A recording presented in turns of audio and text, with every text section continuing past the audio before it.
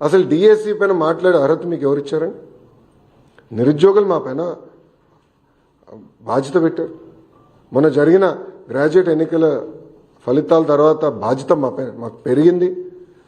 అందుకే మేము చాలా స్పష్టంగా చెప్పా, 1 మ్యాన్ కమిషన్ రిపోర్ట్ వచ్చిన వెంటనే డిఎస్సి ప్రక్రియ ప్రారంభిస్తాం, ఇప్పటికీ టెట్ పూర్తి చేశామని చెప్పి అది కూడా ఈ నెలలోనే చేస్తామని కూడా నేను నిరుద్యోగులకు హామీ ఇచ్చాను.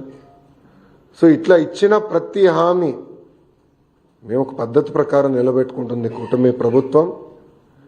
ఇప్పుడన్నా జగన్మోహన్ రెడ్డి గారు వాస్తవాలు తెలుసుకుని ఎందుకు ఆయనకు 11 సీట్లు వచ్చినాయి, కార్యకర్తల దగ్గరికి వెళ్ళి గతంలో ఆయన చేసిన తప్పులు తెలుసుకుంటే బాగుంటుందని ఈ సభాముఖం ఆయన తెలుపుకుంటూ, దయచేసి గౌరవ ఉప ముఖ్యమంత్రి గారి గురించి కానివ్వండి, గౌరవ ముఖ్యమంత్రి గారి గురించి ఆలోచించి మాట్లాడమని నేను కోరుతున్నాను.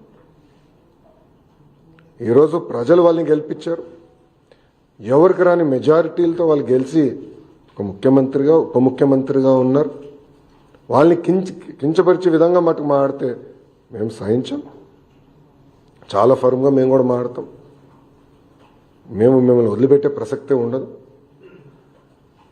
గౌరవం అనేది ఇచ్చిపుచ్చుకోవాలి తప్ప ఏదంటే అది వాగితే మటుకు ప్రభుత్వం ఇక్కడ ఏదో కూర్చుని మేము వింటామనుకుంటే చాలా పొరపాటు పడతారని ఆయన కూడా తెలియజేస్తూ, ఇప్పుడు మీడియా మిత్రులకి అయిన ప్రశ్నలు ఉంటే దానికి సమాధానం చెప్పేదానికి నేను సిద్ధంగా. నారా లోకేష్ విద్యాశాఖ మంత్రి అయిన తర్వాతే విద్యా వ్యవస్థ నాశనం అయింది అనేది జగన్మోహన్ రెడ్డి గారు హెలికాప్టర్లో తిరిగేవారండి. ఆయన పైన హెలికాప్టర్లో తిరుగుతుంటే కింద చెట్లు నరికిన రోజులున్నాయి. ఆయన హెలికాప్టర్లో తిరుగుతుంటే కింద ట్రాఫిక్ ఆపేసిన రోజులు కూడా ప్రజలు చూశారు. అందుకే వాస్తవాలు ఆయన తెలీదు.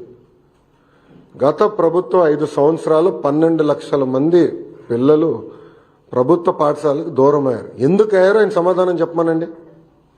ఐబీ స్కూల్ ఆయన పెట్టలేదు. ఐబీ వాళ్ళ దగ్గర ఒక రిపోర్ట్ తీసుకునేదానికి 5 కోట్ల రూపాయలు ప్రభుత్వం వృధా చేసింది. టోఫెల్ ఎక్కడ సక్రమంగా అమలు చేయలేదు. సిబిఎస్ఈ స్కూల్స్ తీసుకురాలేదు. సిబిఎస్ఈ ఎగ్జామ్కి మన పిల్లలు పంపిద్దామన్నారు. నేను మాక్ టెస్ట్ పెట్టా, నేను కూడా సిబిఎస్ఈ స్టూడెంట్. మాక్ టెస్ట్ పెట్టా.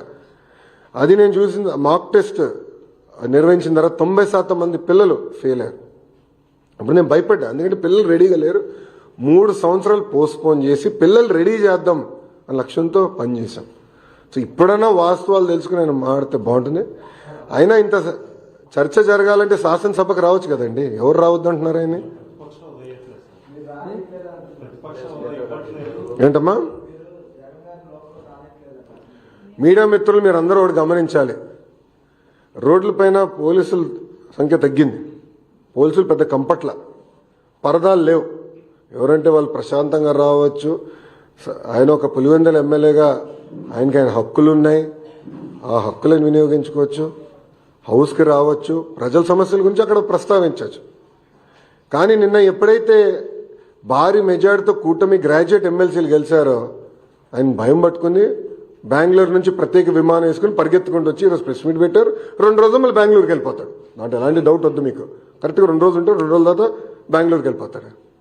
సో రమ్మని చెప్పండి, ఆయన్ని రమ్మని చెప్పండి.